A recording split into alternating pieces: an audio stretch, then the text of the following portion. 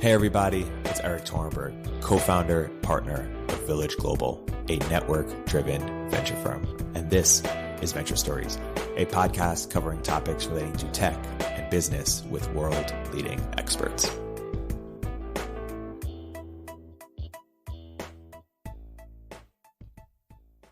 Hey everybody, welcome to another episode of Venture Stories Village Global. I'm here today with special guest Jordan Hall. Jordan is the founder of Neurohacker Collective, as well as one of the thinkers behind Game B, Sense-Making Web, and some of the other exciting ideas that are emerging in the mainstream right now. Jordan, welcome to the podcast. Yeah, thank you. It's going to be fun, I think. I've been interested in seeing the things you've thrown out over the past little bit since we first agreed to have this chat, and noticed to be perfectly frank, like the diversity of objects, mostly books, that you're putting out there that I've never heard of before. And then when I delved into them, I was like, damn, I should have heard of these things before. So my own sense-making web is clearly missing stuff. Totally. And some of those were the sovereign individual, Glenn Wales, radical markets, liberal radicalism, and Robert Wright's non-zero, which some of the ideas behind them. So first, just let's start with some introduction for the audience who may not be familiar.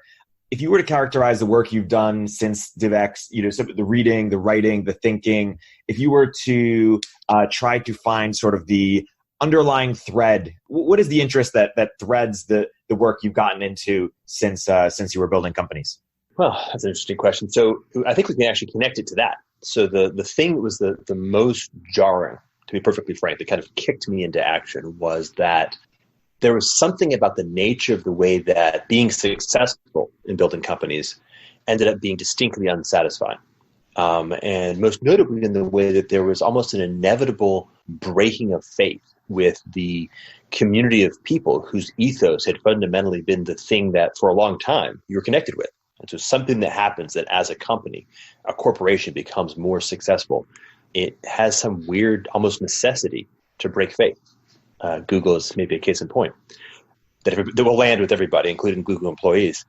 And that was just for me, like it's just an individual, mote in my eye or splinter in my mind was a problem that I was chewing on. And I tried to figure out how to resolve that problem. But in the same time, so we're talking about 2007, 2008, 2009, I also happened to find myself in two different contexts. One context was because I actually had now both time and resources, I was interacting with lots and lots of different, very interesting people who had unique insights into diverse aspects of reality, ranging from folks like Erik who I met in that time frame, who knows things about, say, differential geometry and physics, and lots of other stuff, as an example, to people with expertise in, let's say, like cultural evolution or computer science or the Santa Fe Institute or fill in the blank, lots of stuff there. And then, of course, we had the financial crisis that, for very self-serving reasons, I paid a lot of attention to in that time frame. And so these three elements kind of played with each other and led me into a process where I found myself just kind of pulling on the thread of the sweater of reality and noticing that, I could pull on it. I could ask questions of somebody who just really knew a particular domain and realize that most of what was understood in the world in that domain wasn't actually literally what the people who are the deepest experts in it thought was the facts of their domain. And that most of what I suppose Robert Anton Wilson would call consensus reality was not particularly real and increasingly unstable. And that this was tied to some things that I cared about myself quite deeply. Like, let's say, for example, at this point, the world that my children are going to be growing up into. You can kind of just keep double clicking on that. So it's almost like the thing that got me into being an entrepreneur in the first place is like walking into Blockbuster Video and realizing this sucks, could be better. And then doing the same thing at like my kids' elementary school. But recognizing that to do it better, you can't just be aspirational. You have to really think about what does it really mean to do it really better. So like if you think about education reform as an example, and you say have in the back of your mind the whole discipline of complex system science, you have this notion of a Bayesian of attraction. And you're like, oh, well, almost every effort to make education better fails because education is a deep Bayesian of attraction. And all these different ostensibly separate system dynamics, like say, for example, the way the SAT drives choice making all the way down to middle school and links up to college, which links to getting a job and work, which isn't necessarily part of the educational system, but it's so fundamentally part of the attractor dynamics that you can't do one without the other, right? So recognizing that there's a whole web that's connected if you want to move a little bit. So literally, this is like the nuts thing. It's like I remember telling my wife once that I'm one of those people for whom to solve a problem means to solve it in a way that ultimately resolves it for everybody forever. You know, you don't solve the problem. You maybe write the software that's just solves the problem completely, and it's just done. It's now you put it in the code repository, and other people can access it. That kind of a mindset. So when I looked at my kids' elementary school and just kept looking around, going, "God, this is fucked up in like 50 different ways, up to and including they shouldn't even be at school. Full stop." For me to solve that problem just meant, okay, well, what does it really mean to truly solve that problem categorically? And that ended up, opening up a big can of worms. And I want to get into the can of worms, but just while we're on that thread, if there shouldn't be a school, what should there be instead? Well, okay, that's a good question. And this actually requires opening up a big can of worms. So let me step back a little bit and take a look at it. So when we talk about the notion of school, we should be aware of the fact that we're actually dealing with a bunch of different things that are overlapping. Let's call it different like vectors or forces. So for example, the relatively unconscious, which is a relatively unintentional, at least for most people, drifting into the dual income household that began in the 60s and 70s and been accelerated enormously through the 80s and 90s, had a real shift in the nature of the degree to which school is now also carrying a certain load as daycare and a certain load as parenting, because parents have less time to parent, right? Just as a piece. As I mentioned earlier, the degree to which school is both functioning as a daycare, just occupying kids' times during day, and, at least ostensibly, as a mechanism to cultivate increased capacity, and as a mechanism to train them how to participate in just the society that we live in. And then let's just add another one, which is some kind of curatorial filtering mechanism in service of the employment sector. Right? So we've all these different vectors that are coordinated into the same location. So it's serving multiple different masters, by the way, and rather poorly. So let's step back. Is it realistic to think about how we could actually decouple these and resolve each one of these in a way which is better? Is there a system design that takes each one of these pieces and is able to hold each one in a more natural and more wholesome way? Well, then the answer starts to be more interesting, yes. But it does actually require a system design. You can't just make a tinkering change here, because you'll notice that, well, as it turns out, you were solving a problem, say, in labor space, to get them better job space, but the values of daycare space are actually really what's overriding their attention over time. Fill in the blank. So yes, the answer is yes, you can do something, but it requires that you do some crazy shit, which is why I ended up with the whole game A, game B problem. It is my considered perspective that there are ameliorative things that can be done in the context of the world that we live in.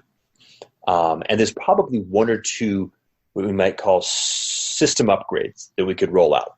But I have to do two things. On the one hand, these will be relatively minor in the context of what is more broadly possible, and in fact, ultimately will be necessary. And two, they'll be relatively short-lived for reasons that I can go into if you like, but their half-life will be not as long as say previous upgrades have had. So that, from my perspective, this then ends up being mostly a transition. So the way I've articulated is this sort of game A, there's a transition, and then there's game B. And so we can focus on all three. We can focus in game A and entirely in sort of palliative care. How do we do less harm in the context of game A? Or we can be strategic. How do we unwind the degree to which game A is actually coercively controlling the choice making and energy allocation of the world? Or we could do design in transitionary space. How do we actually do system upgrades that are quite possible now and are actually better in a meaningful way? And there's lots and lots of possibilities for doing that. But recognizing very consciously that we're doing something that probably won't last more than a generation and a half. Or we can do design in game B space, which is, okay, what is a place we could move to? We could actually get a global, like a qualitative upgrade across all these different areas of human needs, which happens to be also a truly MVP, because the context requires that level of upgrade. I like that we're doing a few things. One, we're eliminating some examples with education, and we're also getting at sort of the differences between game A, the transition, and game B. And now I want to zoom out, and for listeners for whom those terms are new, I want to help crystallize, or want you to help crystallize some of them. So, another way of asking it could be, hey, you were an entrepreneur, just like a lot of our audience, a lot of entrepreneurs, and you still are, of course. What are some of the aha moments that you had over the last decade of, hey, this is significantly different, or or put another way, for people to really understand, what game A is and what game B is, what's something that, what do they really need to understand? Oh, nice. I like that frame. I think that's a really nice frame. And I appreciate the notion that we're actually speaking with people who are entrepreneurs. And I won't be disparaging, but there's a certain class of Silicon Valley entrepreneur who right now I would like to disparage formally. And there's a whole other group of people who, let's say, are agentic and their intention and capacity is oriented towards having a sense of aspiration and what was the term? What was Caesar critiqued for? Oh, damn, I can't remember. Intending to do big things like moonshot. They're willing to throw themselves onto the gears in a big way. So that's nice to be having that conversation. So I think the biggest aha moment, and it retrospectively, it's expected, it's predictable. Let's take the phrase that has been put into the mouth of Andreessen, which I think was actually said earlier and better, but he coined the phrase "software is eating the world well." Okay, well, let's take that seriously. And first of all, let's just double click on software and say that software is an instantiation of a more fundamental class, but that more fundamental class is eating the world. Now, what does it mean to eat the world?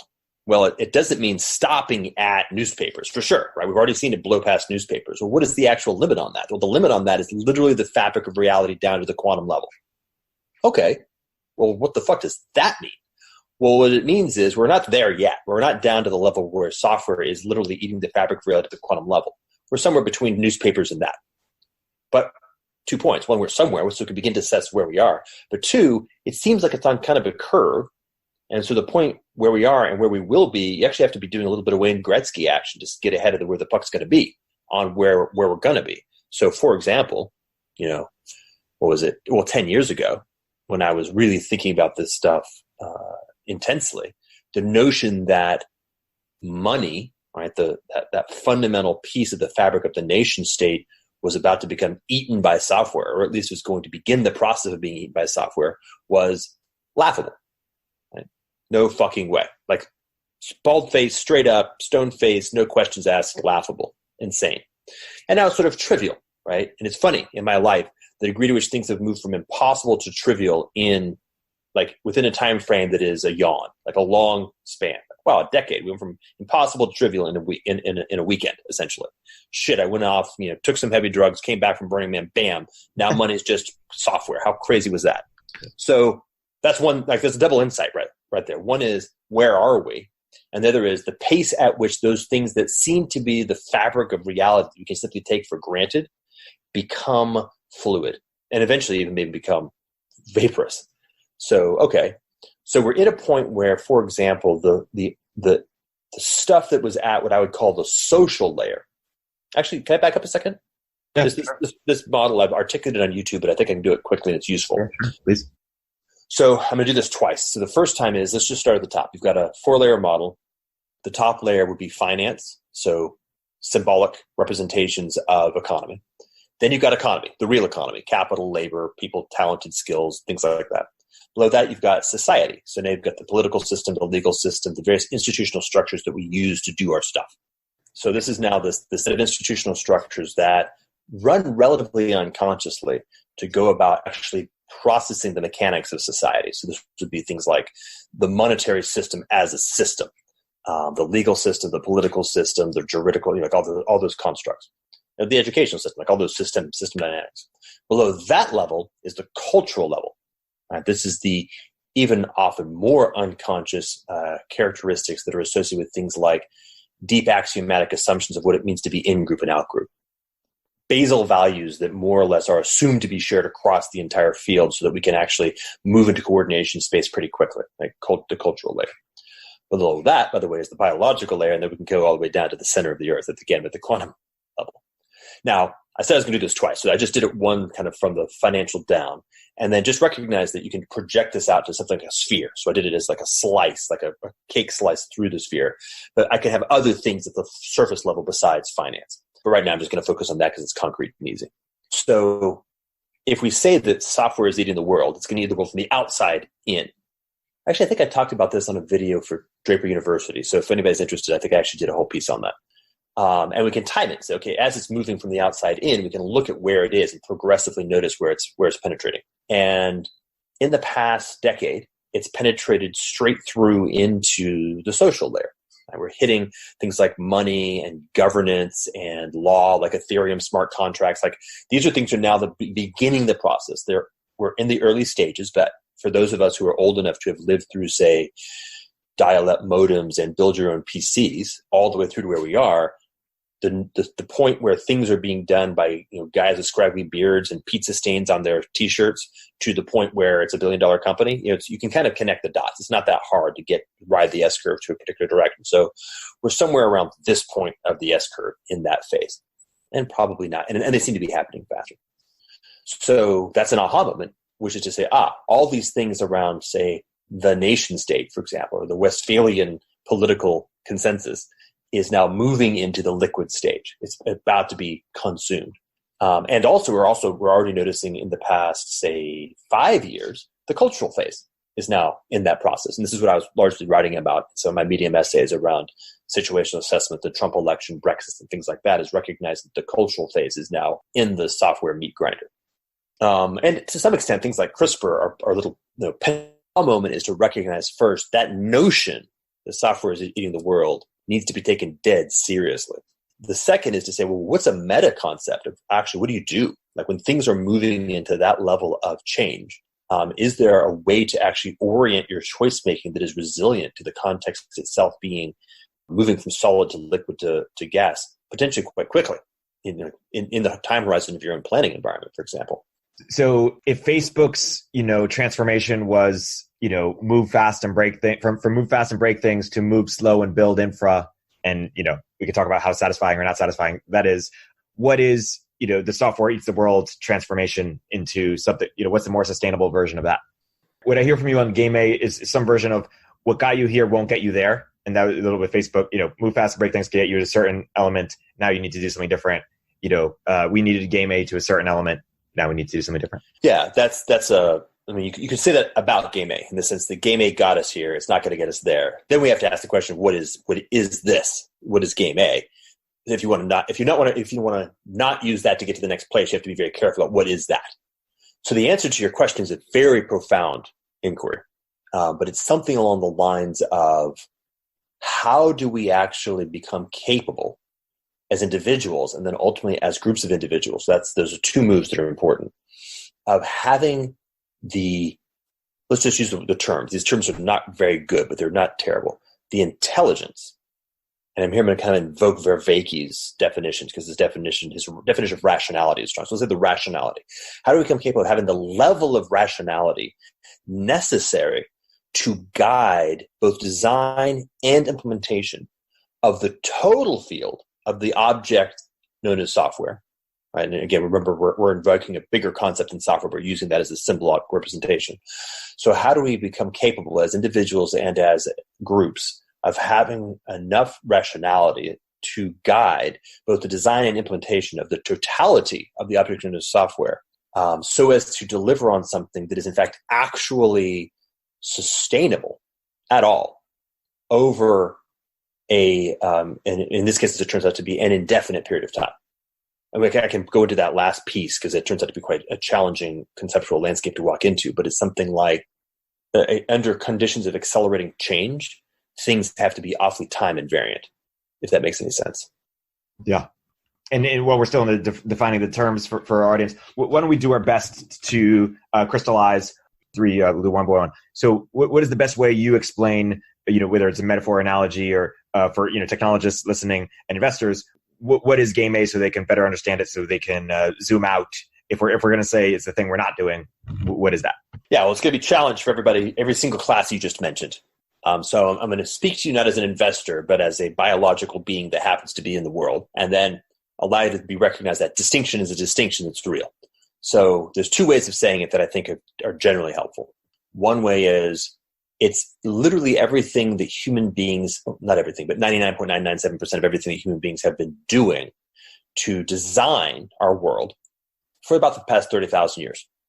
So it's not a small thing. It's a big thing. It covers a huge amount of territory. So it includes the totality of the agricultural revolution, the industrial revolution, and all of their variations and themes. So the Soviet Union is Game A, as is Eisenhower's America. These are all Game A instantiations. Okay, so that's one way of putting it, kind of historical, experiential. Conceptually, it seems to be mostly, not entirely, but mostly around the application of the tools and methodologies of complicatedness to manage complexity.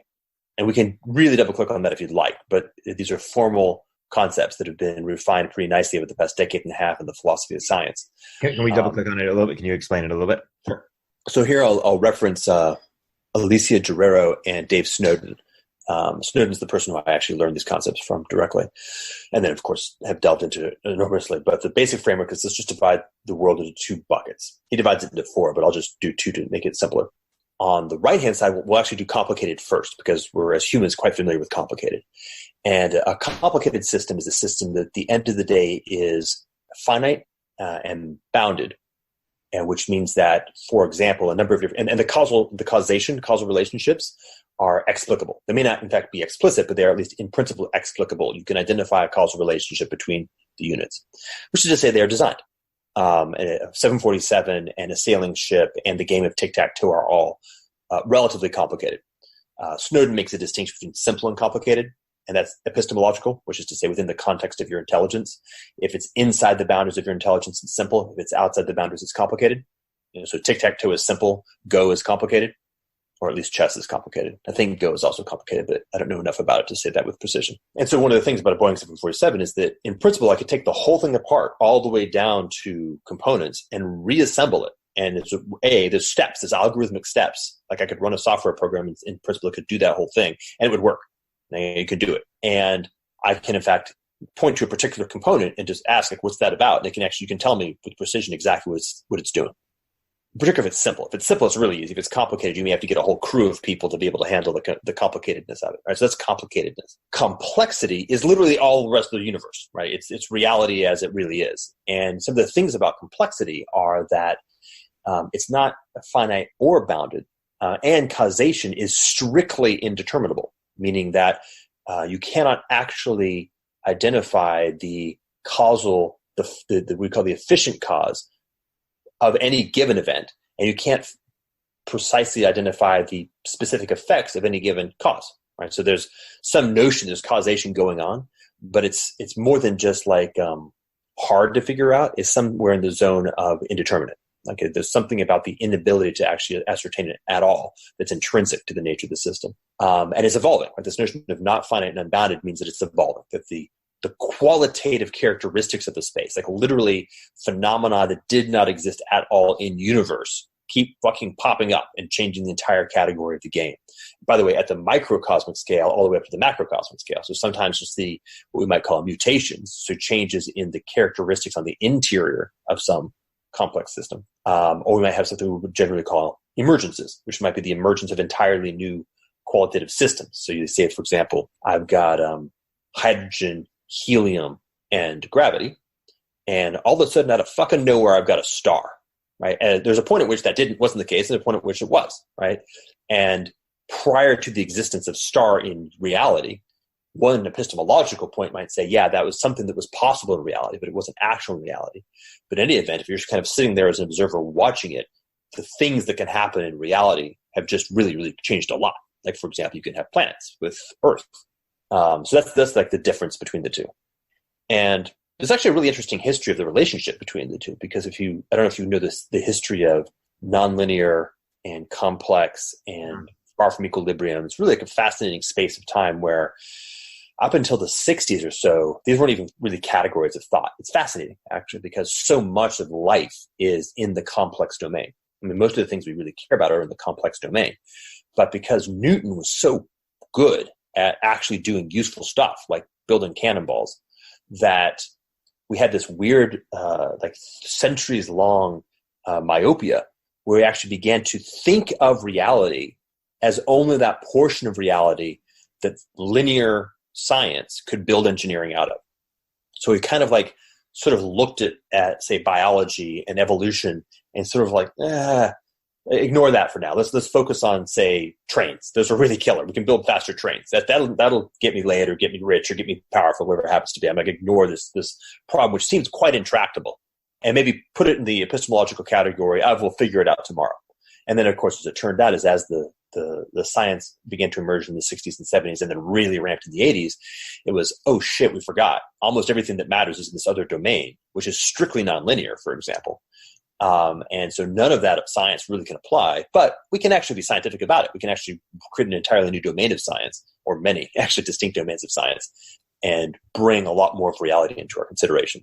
Mm-hmm. So game A is this really interesting problematic of, and I guess the whole Newtonian story is an interesting example of how that problematic shows up, that human beings can use semantic rationality, language, and some finite set of symbolic objects that are in a logical relationship with each other to design and collaborate. That's like the thing that we really figured out how to do well. And it's great because it can be scaled effectively. It can write shit down and you can read it. And if the instructions are literate to you, then you can execute on it, on that plan, right? So I can create a schematic, write it down, you can execute on that schematic. So it enables collaboration or coordination possibilities that are very strong. So the use and deployment and refinement of complicatedness has been like a massive, like it's the mother of all inventions. It's the birthplace of technologia in general. It is literally the logia of techne. And so it's like, wow, powerful and cool and leads to all kinds of stuff. That's game A.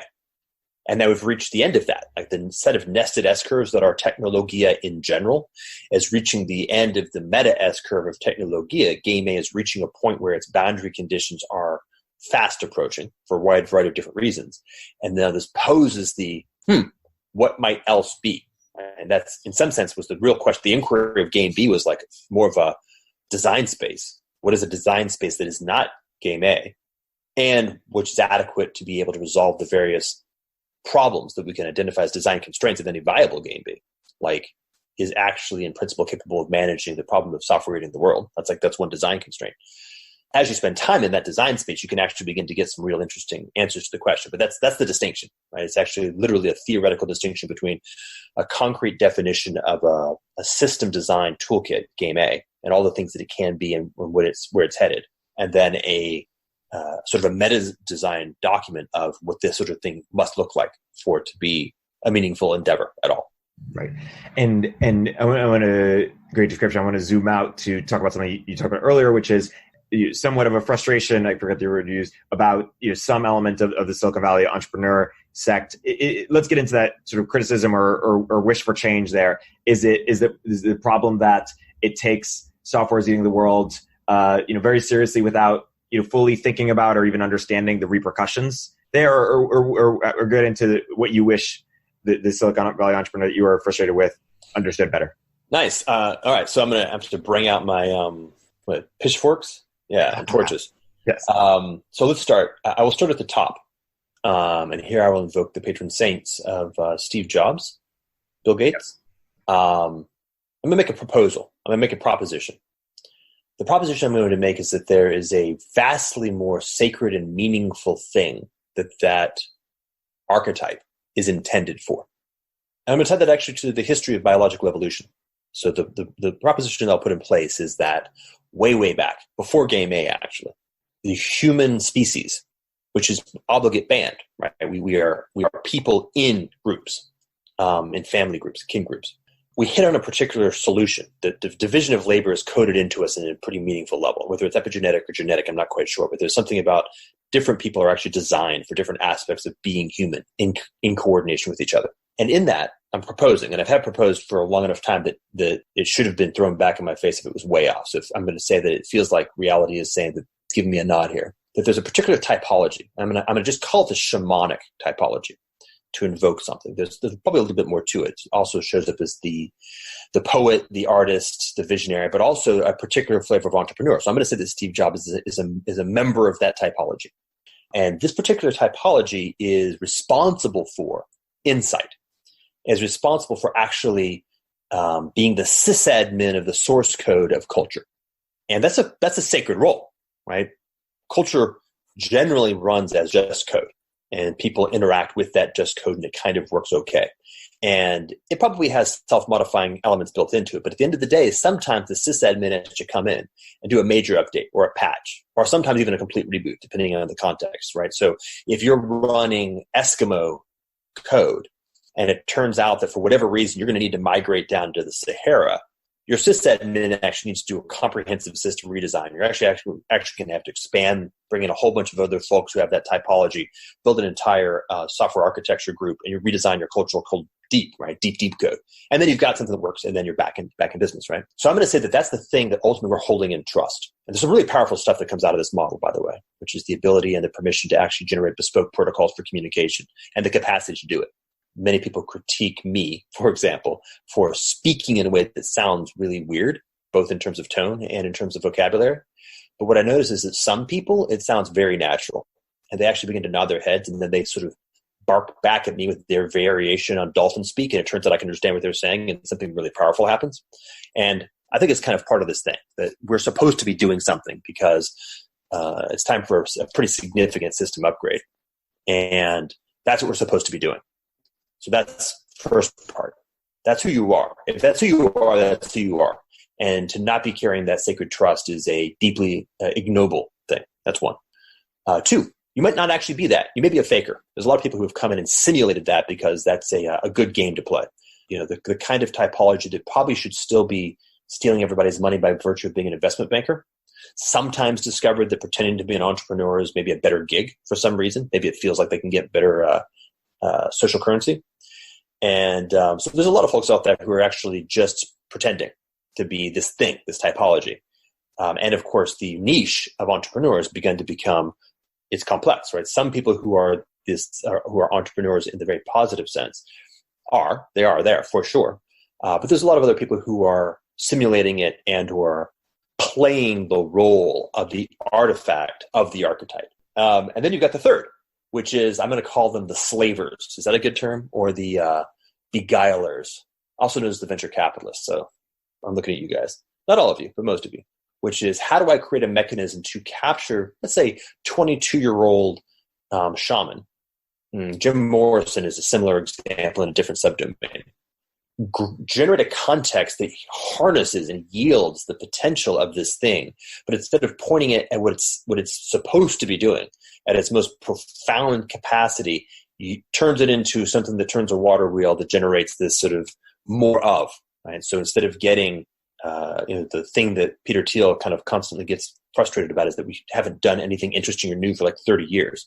Well, this is part of the reason, is that we keep pointing our interesting and new folks at more of X, right? So then we end up getting, an infinite repetition on whatever the Snapchat, Instagram thing is, as opposed to, well, frankly, anything interesting or valuable. One of the things that the context of Silicon Valley, broadly speaking, right, because we have the history of the 70s and the 80s, and the emergence of technology on the East Coast, and the migration of some of that over to the West Coast, and its coordination with hippies and with drugs and with a willingness to try new things, and with the mother of all demos and the insight of, holy shit, these beanbag chair things really work, and the evolution of a whole new lineage. So that context, which is a pretty, it's a generative context for sure, and create a bunch of different stuff. It has created a hill climbing niche in what should be a valley crossing domain. And explain the difference just for the audience that might not be that familiar. Yeah, okay. So this is coming out of evolutionary theory. Both Erik and Brett Weinstein have used these terms quite a bit. I think I actually specifically did a YouTube video on it. But the concept is like this. If I imagine a fitness landscape, so XY landscape, and I imagine the Z dimension is this thing that I'm going to call fitness, which we can sort of just say good or awesomeness, or, well, most specifically, it's the probability of repetition, reproductive success. In the context, right? So if I've got a landscape and it's the Arctic and I'm doing bunny space, and there's a white, fuzzy, small, compact bunny, it's going to be a really high spike because white, fuzzy, compact bunny is very, very fit in the Arctic. Whereas, say, neon green jackrabbit is like zero. It's like a really unfit. So the fitness landscape of neon orange jackrabbit is way down here and white fuzzy bunny is up here. Now, if I migrate that niche into, I don't know, neon orange isn't going to help. So let's go with just regular brown jackrabbit into the desert Southwest. The fitness landscape shifts. So now my white fuzzy bunny is done and my jackrabbit is now fit. Right? So that's basically the relationship between the two. We should recognize, by the way, that the fitness landscape is nothing but the integration of the total biome in a particular region. So it's actually the sum integral of the organism. So the white bunny is part of the fitness landscape of, say, the polar bear. And the polar bear is part of the fitness landscape of the bunny and the snow and everything else. All right, so hill climbing is changing yourself in an effort to become more and more like a high local hill. So I'm a gray bunny, and I begin to become more white bunny. And so it's a climbing the hill of fitness. So there's a location where in principle there's a peak, and there may not be any given organism at that peak. Like I'm just kind of in bunny space. I'm in the transition from being a jackrabbit. Some of the bunnies that are more white tend to be more successful, and so the evolutionary function selects its way to the top of that hill. And so that's one directionality, right? So hill climbing, and it's kind of defined as almost a strategy of go up gradient. It's a very simple strategy. Go in the direction that is slightly more fit. And if there's a hill there, you're going to find your way to the top. Now, one of the things that happens in hill climbing is there begins to be a competition for the top of the hill. It's the king of the hill.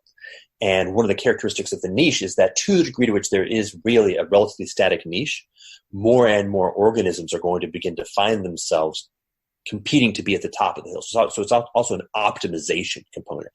So when we start becoming a hill climber, we sort of go in the direction of, say, a saber-toothed tiger.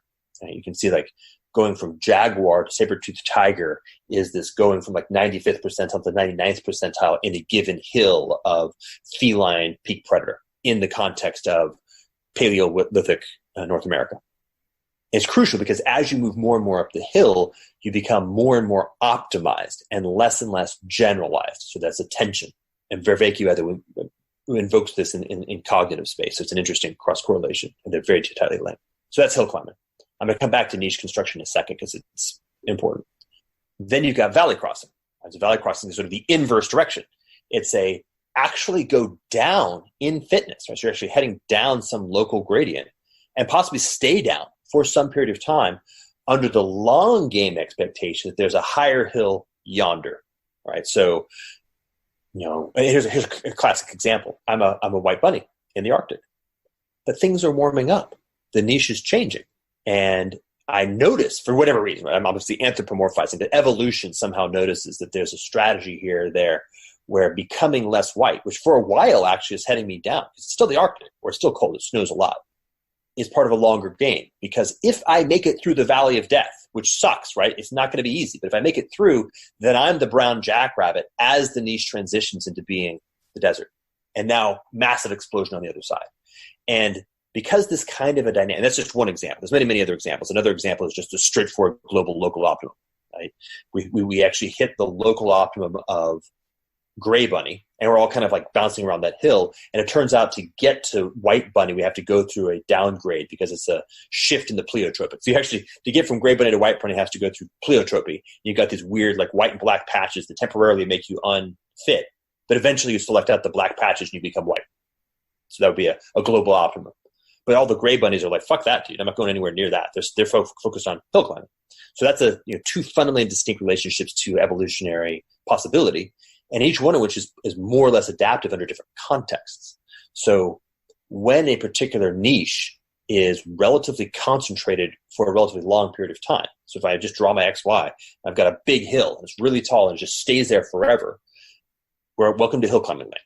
Right? If you even go an iota in valley crossing, you're just going to have a bad day. You'll be either selected against or actually extinct.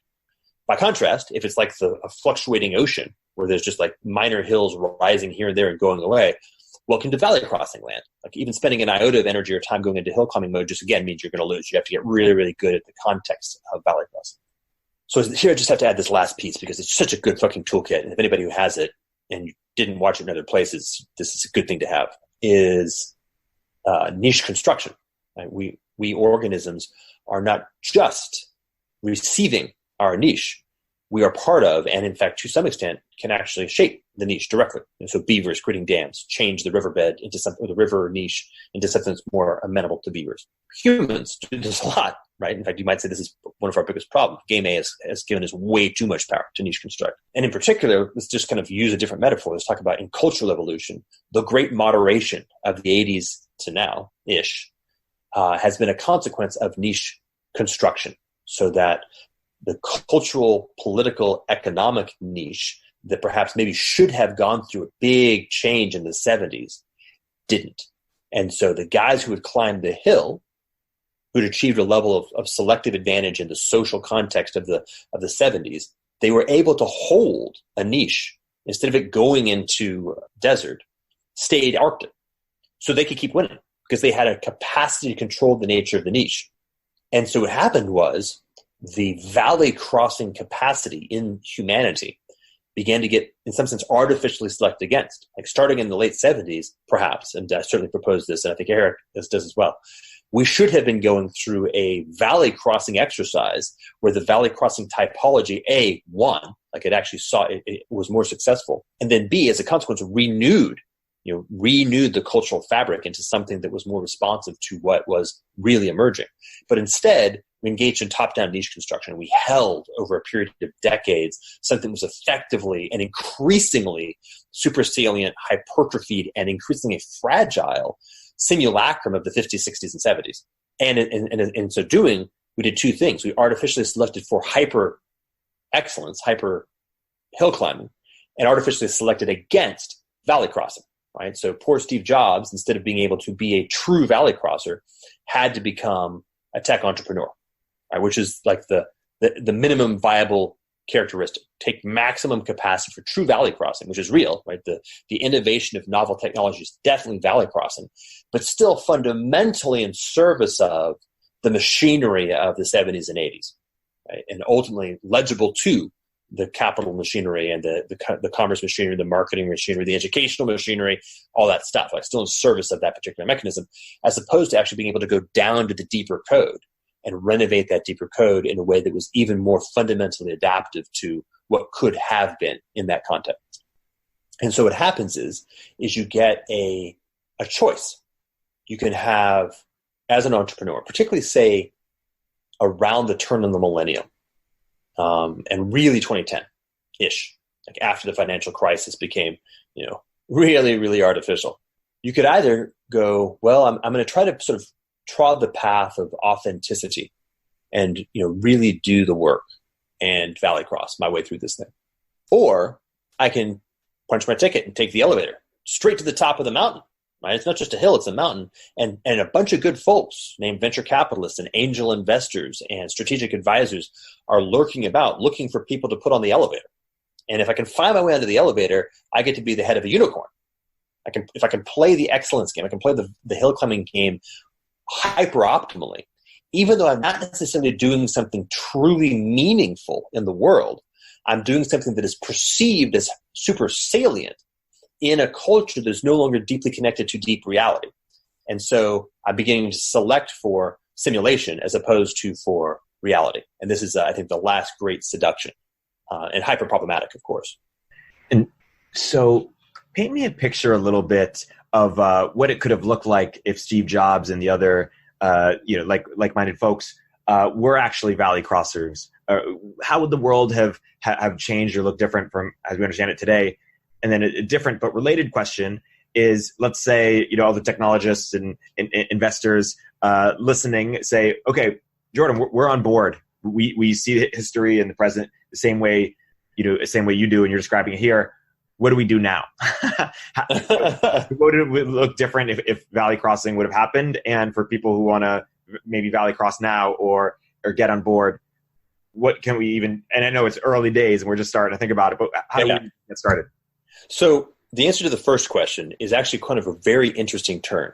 And what I'd ask you to do is even sense the modality of expression, because that's key. Because remember, what's actually going to happen is we're going to start at the cultural level and work our way up.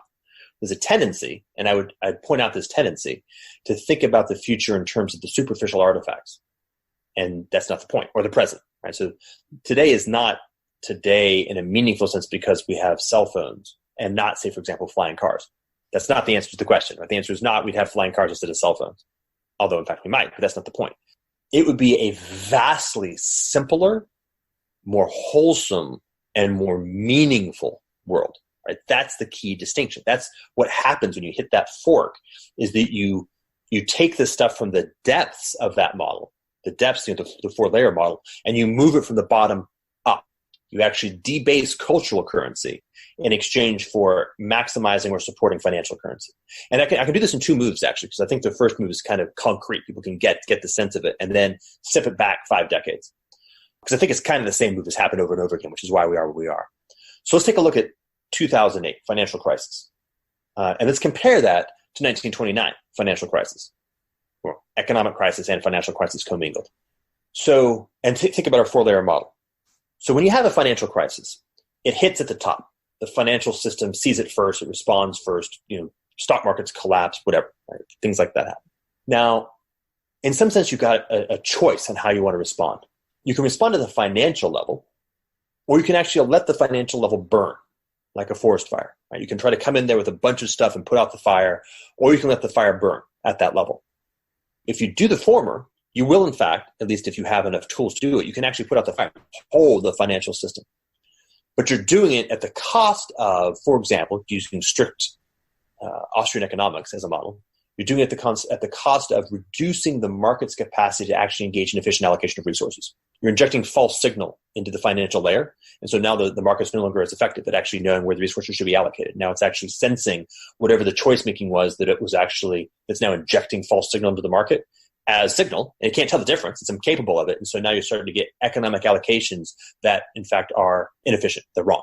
Right? So you're actually destabilizing the economic layer in exchange for trying to support the financial layer. But of course, it can go deeper. If the crisis is a big one, like 1929 and 2008, you might actually see it penetrate from the financial into the economic, into the social. Right? And people start getting, whoa, the choices that the political class are making, are they increasing or decreasing the political currency? So let's do now 1929 Germany and 1829 United States. The way that the United States responded to the Great Depression, broadly speaking, increased political currency. There are obviously a lot of cultural responses to, say, confiscation of gold, but across the social field, net confidence in both the competence and good faith of the political class, politics, democracy in America increased significantly during the arc of the Great Depression. Whereas, of course, in Weimar Germany, it evaporated completely. Right? The way Weimar Germany ended up ultimately being taken to that crisis, it penetrated from financial to economic to social, and then ultimately actually to cultural. Right? So Weimar Germany's cultural layer evaporates and it converts into Nazi Germany. Not the kind of thing that you'd like to have happen ever again. Right? In the US, for sure, the cultural layer got stronger. Right? So if you go back and actually read letters and novels and sociology books set or written in the period of the Great Depression, or talk to old people who were alive, they will often comment on how life, day-to-day life, even where it felt harder at an economic level, actually felt more real at a social level. Like communities pulled together, you had to depend on your neighbor, you trusted you built with your friends, you hung out with your family like that. There's a warmth to it that, well, ultimately is what gave rise to America in the 50s. And it gave rise to a deeper, stronger cultural fabric with more confidence in its capacities, the competence and the good faith of the political level, which then builds up, right? It's from foundations up, and that builds real power. But of course, you could do the opposite, right? So Germany. So then move forward to 2008. Guess what happened? We made, I think, the elites at least, made a collective effort to debase the deeper currencies in exchange for supporting these more superficial currencies. And by the way, across the world, right? Not just in the US, but in Europe and China and Japan, et cetera. So what we have seen then is, of course, a debasement of the political currency. Nobody trusts political institutions at all. And now a debasement of the cultural currency. Now we're in the process of reaping what we sowed way back then. When they say the Tea Party showed up, that was a response to a debasement of the political currency. Hey, political class, you fucked up somehow. Not quite sure how, but something this is a sign, this is a signal. Something is wrong. Occupy Wall Street. Something is wrong. That's a real sign. You got a choice. You can either respond to reality or you can double down on delusion. Well, they doubled down on delusion. Well, it doesn't go away. It just goes down, deeper. So now we're dealing with the cultural level.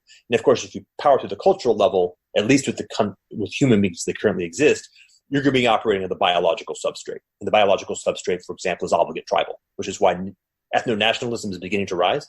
It's because the cultural level of what has allowed us to actually be coordinated in relatively cosmopolitan sociology is fabricating. And if it goes away, the baseline below that is, that's my kin. Fuck you.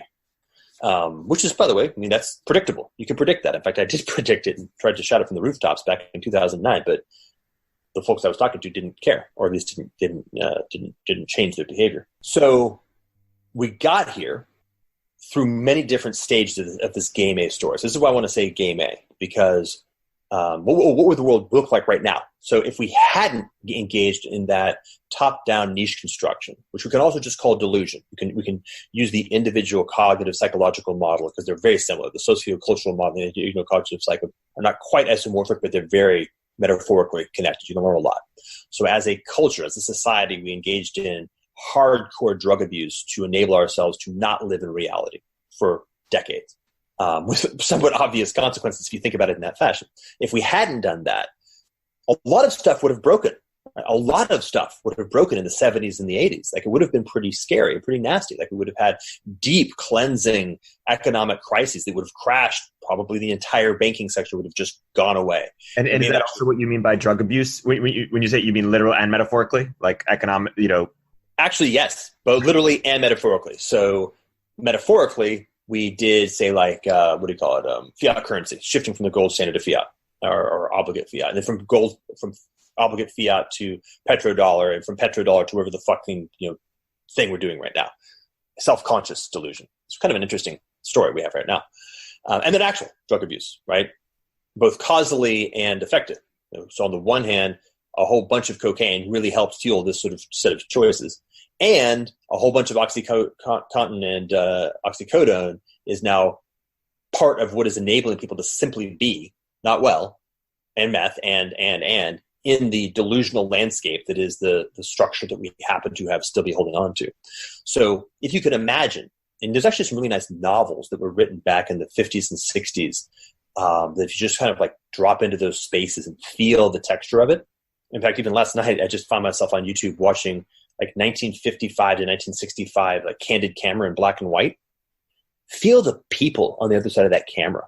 Feel the wholesomeness and even like the innocence and the reality and the connectedness and the degree to which they feel like the kind of person of like, wow, that would actually be a friend. Like, there's a quality of friendness in those people that's hard to feel now with people because, we've spent a lot of time fucking people up.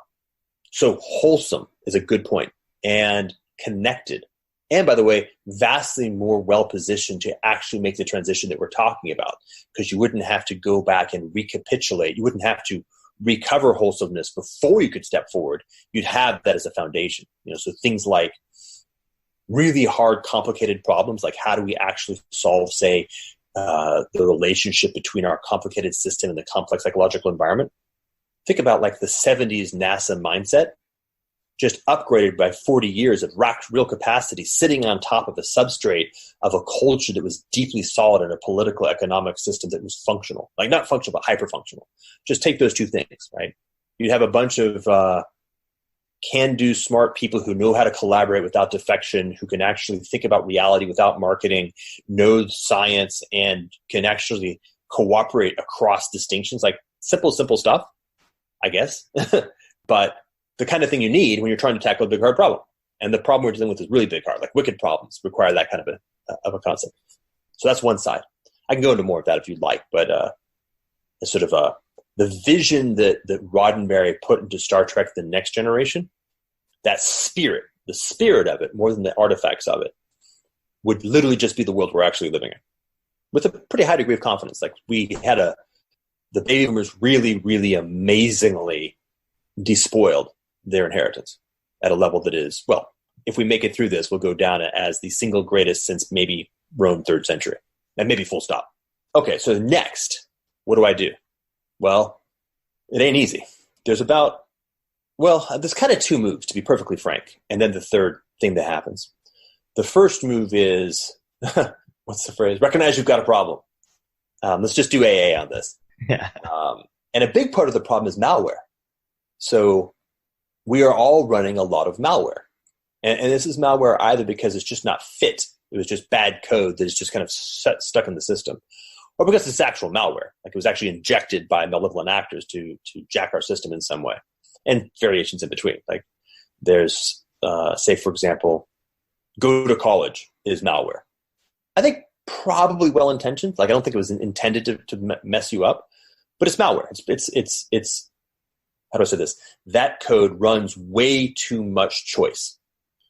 Maybe it should run some choice. Like, there's some people for whom that's still a valid, good choice, but it runs way too much choice. And even to the point where, like, again, like middle school kids are now spending their summers studying for the SAT so they can increase the bar with each other in a red queen's race to do something that will definitely not be worth its while at the end, right? That's like what happens. So malware, well, shit, you're going to have to defrag the hard drive. You're going to have to figure out how to actually reboot your own individual system and find out how to reload something with all that malware. That is a non-trivial problem. Fortunately, it's a soluble problem. It can be done, or at least it seems reasonably soluble. And I myself have been endeavoring to do it for enough years to say that I've made progress.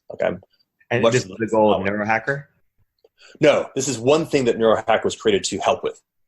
It's a big thing, so it's vastly larger than Neurohacker, but Neurohacker was certainly created with that in mind. And to the degree that Neurohacker was able to do more, it would, endeavor to address that whole problem for sure. So that's one piece. And we can go into some detail if you'd like. And I use the word malware because it connects with my own background as a sort of a software internet person. But we should be clear on the fact that it's not purely cognitive. Right? In fact, most of it has to do with the body and the relationship between the mind and the body. So that's one. Two is reboot society at the level of relationality. So make better friends. Get into better relationships with your family, or at least with the aspects of your family where better relationality is both meaningful and possible. Practice the fine art of discernment and of right relationship in all contexts. So discernment in this particular sense is the ability to identify what is the right relationship that is possible now with this given individual. So you and I, to find out what is the highest possibility of our relationship. Discernment is the fine art of that. And then right relationship is the practice of stepping into that and then enabling a future frontier, a further frontier of that relationship. And then again, discerning, is that available? And continue to go into that. So reweave the fabric of culture at the level of direct relationality, at the level of getting better and better at just being a good friend, at being a good partner, at being a good parent, at being a good child. And you notice there's a feedback loop here. A lot of our malware is getting in the way of our relationality. But also, to the degree which our relationships are more real and healthier, it really supports the deeply difficult challenge of identifying and getting over the malware. Right? So those two things are co-creating. They really support each other. So once you've gone into that, and by the way, that becomes progressive. As you do that, more and more starts to open up. Then you step into the next big piece, which I would call something like, maybe even like your vocation or your calling or your dharma. And you'll notice that I'm actually having to explicitly use language from spiritualism and religion to even describe the function. And so to the degree to which that's throwing a flag for you, I would suggest that's malware. Yes, there is reality to the fact that religious and spiritual traditions have thrown a lot of mistake and delusion into human society. I'm telling a story where we're sort of swimming up to our eyeballs in mistake and delusion. Religion and spirituality, to be perfectly frank, over the past century have not been the primary contributors to that. That doesn't mean that much of anything. It just means you just have to be careful and thoughtful when you're dealing with shit. So let's not be stupid, but let's be smart and say, okay, these concepts of vocation and calling and dharma, they point to something. We point to an abstract operator in choice space that is a real thing. And it's something along the lines of getting very, very clear on what the Japanese would call your ikigai, right? The overlap between your unique singular capacities, the moment, that which is really most needful now, and your joy, your bliss, that which most fully feeds your growing soul, because you're not a thing, you're not a being, you're a becoming. So you have to look at your being and your becoming and the world in which those are taking place. Right? That's another way of looking at it. But get really clear on it and notice that most of your artifacts of what you think is your calling are probably driven by malware, probably driven by models that aren't yours, models that other people have created. Tech entrepreneur, as an example. It may very well be that ain't your calling. It may be something quite different. And in fact, you may not even have a word to describe it, because Game A has given us all of our words, and it's really not describing the reality we live in very well. So you may have to do this process that I call reinventing, where you actually break it down into its lower level fundamentals, like empathy or discrimination between what is more and what is less right, or supporting people, like basic stuff. And then perhaps as you get better sense on that, then you can begin to see how that shows up in a doing, in an actual kind of spatio-temporal, relational bound resource movement process that actually uses those capacities in the world. And it sounds banal, but I don't mean this banal. I mean this like your cross to bear, right? I mean the piece of the puzzle of the bigger story that is yours and yours alone, because the amount of bandwidth and the amount of energy that will flow through the total system to make the transition from game A to game B is enormous. And you can think of that as almost like entropy, or you can think of that as weight as a good example. So I've been using the metaphor of Mjolnir, Thor's hammer. And notice the thing about Thor's hammer. I think it's really important. Thor's hammer is not heavy. It's like a heavy hammer. The Hulk can't lift Thor's hammer. And the Hulk is like the most strong. Can't lift Thor's hammer. It's infinitely heavy unless it's exactly yours to carry. Right? If you are worthy, and I think we've identified like 3 people, then it's infinitely light. That's a really good metaphor. That's like an archetype. Because if you're carrying something, if you're trying to do something that is not very, very deeply, specifically yours to do, as more bandwidth, as more energy is flowing through the system, it's going to accelerate to infinitely heavy. And you'll become Atlas holding the earth. It'll just flatten you. So you're just going to have to fucking drop it. And one way or another, you're going to drop it. You might as well drop it intentionally. And hopefully drop it on somebody for whom it is their job. Because if it is, then suddenly it becomes a lot easier. So this is like, it's a lot of transformation, right? You have to really have an enormous amount of humility. And honestly, I would recommend infinite humility from my personal perspective, which is to say, you probably don't know jack shit. You're probably going to fail every time you try anything.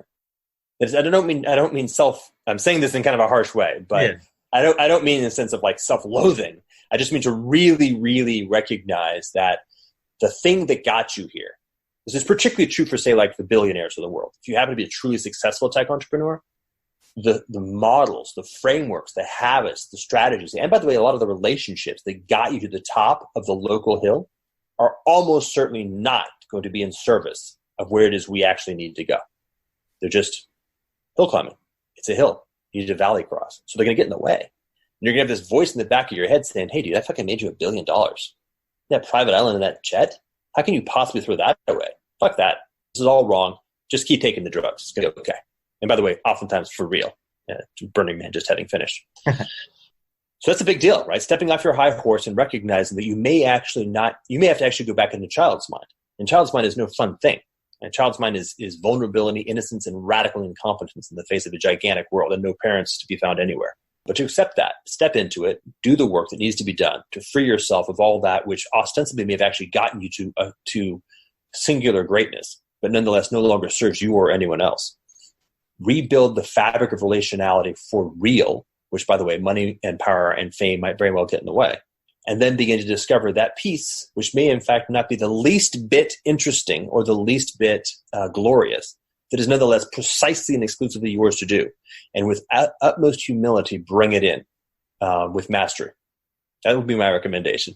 I love it. So if you follow up, let's just say I'm this billionaire CEO that you're speaking with, and I say, hey, I've just built this enormous company. I've built all these skills of managing teams, inspiring people, of allocating resources. I have all this charisma. How are you going to tell me that none of my skills are going to, or that most of my skills aren't going to apply?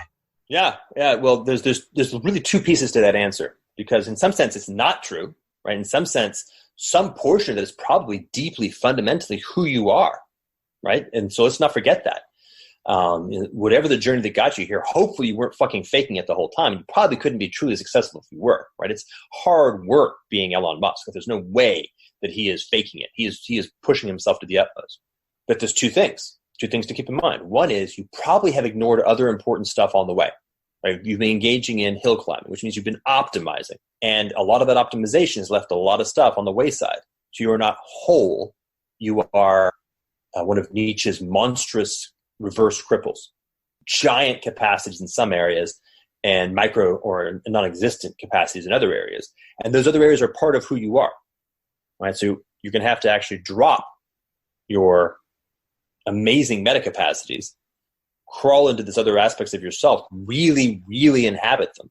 Do penance, do the first 4 steps of the 12-step program. Then from that place and from that perspective, and now with a lot more wisdom and humility, then you can actually go back and reactivate those areas of true genius, but now with something that is sacred, not profane. Right? You're no longer abusing yourself and the world by using your genius. And by the way, I'm not, well, in the case of neural lace, maybe. In the case of Tesla, maybe not. Specifically, calling out poor Elon because I guess an archetype that attracts all kinds of lightning bolts. But I'm speaking to the individual who happens to be hearing what I'm saying. So that's one side. And the other side is just to think about the notion of context. The kind of thing that is needful is not the same kind of thing. It's just raising children is not the same thing as climbing Mount Everest. And what we're doing is a lot more like raising children than it is like climbing Mount Everest. And there are aspects of you that, if given the care and the nutrition to truly develop and brought into right relationship with the whole of you, will enable you to truly be a great parent, not just a great leader of expeditions to the top of mountains. Let me ask another question. Hey, you've said that, I've been focusing on optimizing a certain set of things. The things that I, this CEO have been focused on optimizing are the things that we measure at the company, or that are measurable and legible. And because, I've been taught, hey, measure what matters. So that's what I focused on. And so is the solution to, measure lots of other things that I'm not currently measuring, or find better ways to measure them? Or is it to reprogram so I don't even care about measurements at all? Oh, man. So to continue with our metaphor of drugs, you could choose methadone. And that would be measuring lots of other things. Yep. And that's not necessarily the worst thing. I mean, sometimes it's helpful. But remember the complicated and the complex. To measure is to render unto the complicated domain in a deep sense, right? To optimize around a metric, to optimize around a finite set of metrics, is ultimately, at the end of the day, to be complicated. I made the distinction between the way that you might play a role in game A, or in the transition, or in game B. And I would suggest, by the way, not to allow your ego to try to let you off the hook by saying, I'll play a role in game A. Because that's awfully easy to say. I'll be a philanthropist. I'll do less harm with my billions. Nope, sorry, you don't get to actually choose that. Fate has a role in mind for you, which is to say there's something about the nature of the complex system in which we find ourselves that your particular life path and capacities are actually where it's needed. And so if being part of game B is ultimately part of your dharma, then you might as well just man up and step into it and don't pretend. But it may not be, right? It may in fact be that fighting fires in game A is what you're here for. Certainly in that case, metric expansion is a useful tool. Both because it's legible. Other people can get that. You can actually go to a lot of other people and say, here, let's add these 6 metrics. And they'll be like, yeah, metrics are cool. And 6 is not much. You actually would shift things, possibly meaningfully if they're well considered. And even in the space of transition, I think there's a lot of the stuff that we do in game A that's necessary. Because remember, this complicated machinery is currently supporting everybody. I mean, we can't eat. We can't heat our homes outside of game A right now. And it's going to take a while. I'm talking like generations. I'm not talking like 15 minutes, 2-3 generations before we truly are in a situation where the socio-technical infrastructure, the metapsychotechnologies and technologies of culture, and the individuals, that's the triad that makes up a thing, are self-supporting in game B. It's going to take a while. So the transition is going to take a while. And we're going to have to be quite thoughtful. And again, not delusional, right? Not letting ourselves off the hook, but quite thoughtful about how we actually refine and use the best and the sort of failing in the right direction aspects of game A to support a real transition that allows game B to have the womb that it needs to actually be able to develop to the point where it can begin to take over and then take responsibility for the world. So in some sense, yes. In another sense, no. Right? In another sense, there are actually, frankly, deeper capacities. And here again, if I haven't invoked John Vervaeke, let me invoke him again. His languaging here is quite strong. So let us move from the domain of propositional knowing down stack. Let's move down through procedural and perspectival and into participatory. Participatory is not metricized. It can't be. Right? Relevance realization is an infinite domain. You can't generate, even if an asymptotically finite system, by the way, bad news AI guys, we can go into that if you'd like, can't do it. Can't do that job. Fortunately, the body that we live in was evolved to do that precise job.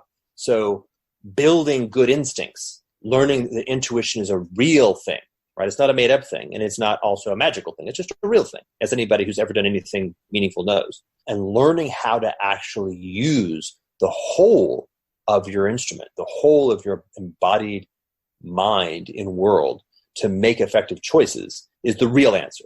Of which, by the way, then computational analytics is a part. But now it's a part brought into service of a larger whole, not an upstart first officer taking itself as the captain of the ship. And so in the game B sort of version of the world, metrics have a role, but a significantly decreased role in terms of, fundamentally what they do in the AMA, which is motivate people and help allocate attention and resources. Yeah, they do. They must, right? It's impossible not to. There's a necessity of being able to actually take measure of the world. And even a simple measure, what temperature is it outside? Like we were going to use that. But it's embedded into a context where, to be perfectly frank, to use the language from cybernetics, the control structure is larger and outside of the metric structure. So the metrics are inputs into a context that has more things than finite numerical metrics as its control system. For example, Booleans, to just use computational language. So, you can think about this. We can actually think about this quite algorithmically. I could try to build a system that does something like analytically assesses the temperature, the humidity, the wind direction, the cloud cover, and chooses what clothes I should wear, for example. And it won't suck. It's actually going to be okay. And if I artificially constrain the system to actually only have 4 choices, then it can do that job, right? By the way, I don't know if this seems familiar. Welcome to like everything that we live in right now. Facebook, right? I can't give you real relationships, but I can give you like 4 emoticons. Choose one. Okay, so that's kind of a game A at its maximum direction. And that's, by the way, kind of... Real quick, how are you using the word real there? Where did I use it? Sorry. Real relationships. Okay. So what I mean by real relationships is relationality on the basis of the depth, the breadth, and the evolutionary duration of the increasing vector of sovereignty of the individuals involved, right? So what that means is my relationship with you is a relationship where on the one hand, I am endeavoring to support your becoming more sovereign. Like that's the intent of our relationship. And you're endeavoring to support my becoming more sovereign. And, right, that bidirectionality. And there's a third. The actual relationship is an ontological primitive that begins to have more and more depth and richness to it. And so we begin to have agreements. We begin to have communications protocols. We begin to have a history and a connectedness that allows us to do deeper and harder things with each other. It allows us to get deeper in our own selves and broader, cover more categories. So that's realness of relationality. On one example, I could try to write a computer algorithm that could choose what I wear on the basis of, let's say, the environmental characteristics. But notice, in order to do it, I have to actually artificially constrain the space of possibility and even just the stuff I'm looking at. And then I might be like a really aspiring late 90s coder, and I'll say, hey, I'm going to try to add in like fashion and dating. I'm going to plug it into eHarmony and figure out, I'm going to add game to my algorithm. The maximally sociopathic algorithmic approach, and those two things are very closely related. Or I can be a person and let the person make the choice and just give the person some data. Say, well, it's going to be 93 degrees and sunny. You might, that's it. Like, that's all I really need. As a person who has some degree of basically knowing how to dress myself, I don't actually need all that other stuff. So that's kind of the idea. Like, give us the data that is meaningful to choice making, and don't go any further than that. And obviously, we may ask more. So queries are crucial. Like, create a query space where I can explore the raw data, and it's possible for me to always go all the way down to the raw data and be able to build up my own capacity to the degree I want. There's actually a whole sort of design ethos that's part of this story. But I think we're getting pretty close to both my physical end and the attention span of the average hominid. Maybe a couple more questions. One is, what do you say to the, this is the Tyler Cowen view. Tyler Cowen, Patrick Collison just came out with sort of progress studies, call to arms. And what do you say to the view of, when I asked Tyler, a very smart guy, economist, say, hey, Tyler, Tyler wrote a book praising or the need for economic growth and how it's led to all these incredible things. And GDP is correlated with a lot of things that we care about, infant mortality, et cetera. When I say, hey, isn't it unsustainable? He says, yeah, but for how many, for how long? Maybe in thousands of years. I'll take a few thousand more years of it. And plus it beats the alternative, which is, stagnation. I guess you could say, hey, there's a different alternative. But I guess you've said that you think by, you give us 50% by 2100 or something like that. Yeah. What do you believe different than what he believes, which is reminiscent of a larger view? Like, what does he not understand? Well, I don't know Tyler at all. Right? So I'm literally right now interpolating based upon the set of words that you've just said and my own biases and stereotypes associated with tags like economist. Right? So I'm projecting. I think in some sense I'm actually using Ken Arrow as my stand-in, which is kind of a bad one. Maybe Posner, Friedman, economists with whom I have some familiarity. So be that, right? So it'd be easier if the argument was sort of more first person, but let me see what I can say. So one piece that is atypically missing from essentially all economic models is humans, real humans, actual living, anthropologically real, neurologically real humans, and the ways that they actually go about making choices. And what happens, for example, when meaningfulness is the fabric of reality. And so it is the case that we actually have done quite an extraordinary job of giving ourselves what we want to the degree to which we can name it. This is a real problem, though, because it's now quite proven in cognitive science that people are quite poor at knowing what they need. We tend to artifact, there's a sense of need. Like, this is very simple. Like, I have a feeling in my body where maybe I'm thirsty, but for whatever reason, what pops up into my mind is, say, a stimulant, like a chocolate, candy, or maybe a beverage that won't necessarily actually give me hydration. And so my needs satisfying and my wants articulation are actually not particularly well connected. This is stumbling on happiness and all that other kinds of stuff. We're pretty shitty at actually doing that for cognitive reasons. Culture is the answer to that problem because we're way outside of our adaptive landscape, or we're way over our adaptive heads. And our culture is not a very effective culture at actually giving us high quality needs meaning.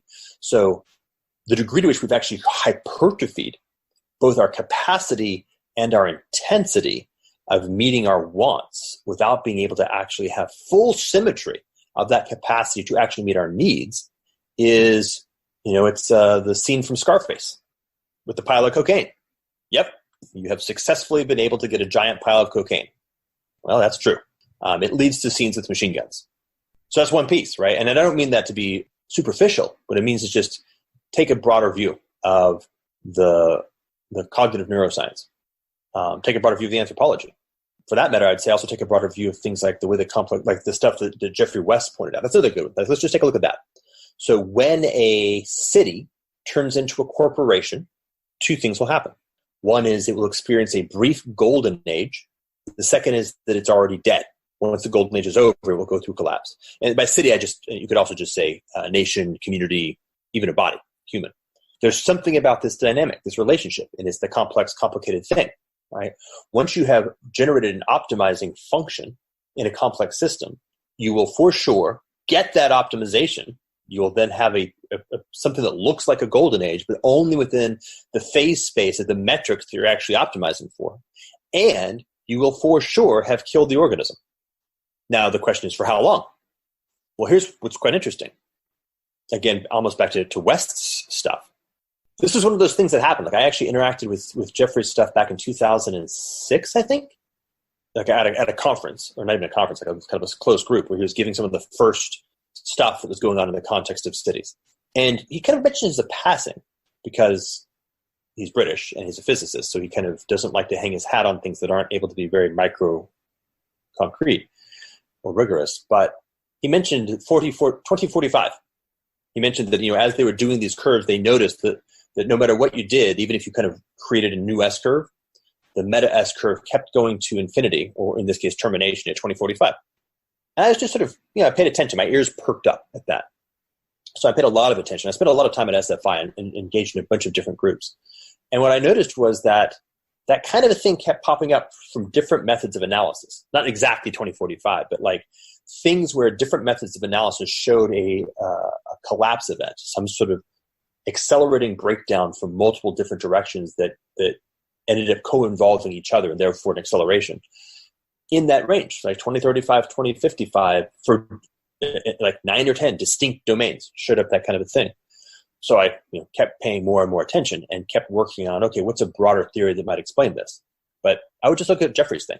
Yeah. There's something there, something real about what happens if you stay on the game A train and how long you can continue to double down on the things of hypertrophication and trying to take that metric space and do render, like try to make your metric space increasingly large. China has done this, right? As far as I can tell. China has made an intentional commitment to doubling down on micro complicatedness. They seem to have chosen to give over their complex cultural and social environment to a hyper micro complicated system. And here I'm speaking about the social currency and AI, right? Both. And my proposition is that's the end of that. Like they will experience, according to the things I've just been saying, and of course there's a lot of depth we can go into if we ever get time again. They will experience a potentially quite spectacular golden age. It will look really neat, and also they've killed the organism. Like something deeply, deeply bad will happen, and that's I think kind of the end step. Like what's going on in Silicon Valley, like the oh shit, let's just hand it over to AI because that's the only thing that can solve this problem. It's the same thing.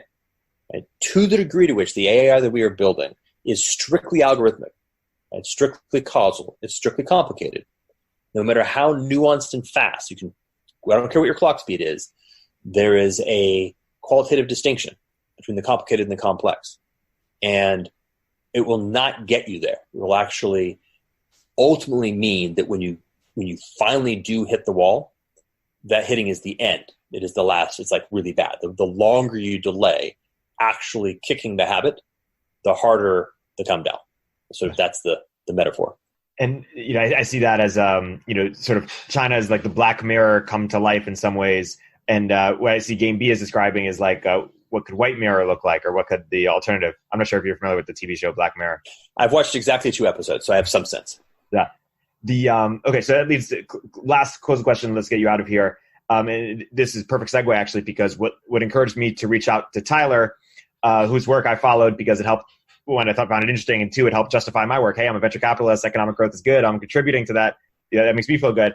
I read Scale. That's when I went to Tyler and said, hey, isn't this unsustainable? Whether it's 2,000 years or 20 years or 200, like, shouldn't we do something about this? So the closing question is basically people like me who are on this train, who've started to do the work, who are now questioning the work that they do. And by do this work, I mean, watch all your interviews, follow Game B, the movement. Any last words for them in terms of what more can they do besides become aware, become educated, and then what? And maybe it's, hey, participate in the community, or what more do you want to say to me and the people that represent me? Yeah. So I'll just put 2 almost like prophylactic moves. One is, if Game B becomes a movement, it's a disaster. Movements are bad. Movements are, well, there's a whole construct there, but basically movements run in the unconscious, and they have a finite capacity. So they can actually, they ultimately they're basically corporations at the end of the day, meaning that they have lost complexity. So to the degree to which Game B becomes a movement, then it's done what it will do, and it's sort of over, which I guess that might happen. If it happens, hopefully it fails in some forward direction. Equally, be very, very wary of sociopathic marketers. Somebody put a link actually to a really good article. Can't remember the name of it now, but then you refer to mops and sociopaths, I think, in terms of scenes. So the Game B scene, as soon as it can actually be hashtag Game B, as soon as the label is a label, lots of folks, if it has any currency as a movement, lots of folks are going to show up and start trying to turn that into their brand, right? And they're trying to play off that brand. So be very wary of that. Think of it more like how would you be? Let's get back to this notion of real relationship. Like the whole fabric, the whole intent, the whole thing is built upon that notion of discernment and real relationality. So the fact that somebody has a Game B pin does not mean they're a Game B player. So tread carefully on that front. And so then what you then have is the notion of the invitation to become a Game B player, and then to become discerning, and then to learn how to be in relationship with other Game B players, which is very hyper-local. Best done with real people. It can be done virtually as well, but best done with real people. And the way this thing will play out, if it plays out, will look like the way that ice crystals form on glass, which is that you will have a diverse set of stochastic nodes that will change the possibility space of becoming more Game B in their local environment, which will accelerate crystallization. Then you will see rhizomatic connections between crystal structures that will generate larger territories of possibility space, which will eventually accelerate into a very steep acceleration curve of crystallization. That's the path that gets us there the fastest and with the most coherence. So it's something along those lines. Become very, very capable in yourself of learning how to play Game B in the context of Game A. Non-trivial, very non-trivial doing that. Playing it performatively ends up with you either being a marketer or being a dupe, and that's no good. You have to actually learn how to recognize that Game B is a higher game than Game A, not a subsidiary or a sideways game. So being able to play Game B well in Game A, and then once you begin to find other people who are Game B players, begin the practice of skillfully learning this. This is like Calvin Ball. Like the rules are developed by the players in real relationship, in real context. Nonetheless, it's a real thing. Like it's not ephemeral, and it also isn't what anybody wants. It's a real thing. It's just it has to be discovered through this process. It can't be articulated discursively and semantic. It has to actually be lived, not talked about. I think that's the perfect place to close. My guest today has been Jordan Hall. Jordan, you've been more than generous with your time. Thank you so much for this wonderful conversation. Beautiful.